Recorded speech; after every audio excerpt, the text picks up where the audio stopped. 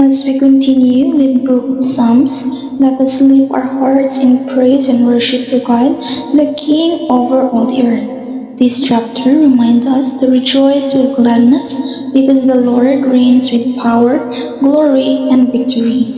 May these verses inspire us to worship God with joy and thanksgiving as we read together. Psalms chapter 47, verse 1 to 9. O ipakpak ang iyong mga kamay ninyong lahat ng mga bayan, magsihiyaw kayo sa Diyos ng tinig ng pagtatagumpay, sapagkat ang Panginoong kataas-taasan ay kakikilabot-kilabot, siya'y dakilang hari sa buong lupa. Kanyang pasusukuin ang mga bayan sa ilalim natin at ang mga bansa sa ilalim ng ating mga paa. Kanyang ipipili tayo ng ating mana, ang karigalan ni Jacob na kanyang minahal. Ang Diyos ay napailang-lang na may hiyawan, ang Panginoon na may tunog ng kakak.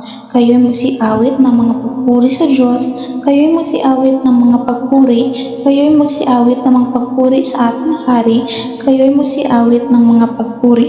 Sapagkat ang Diyos ay hari ng buong lupa, magsiawit kayo ng mga pagpuri na may pag-unawa.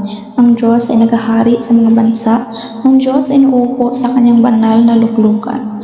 Ang mga pangulo ng bayan ay nagpipisan upang maging bayan ng Diyos ni Abraham, sapagkat ang mga kalasag ng lupa ay ukol sa Diyos, siya ay totoong bunyi. Thank you for listening.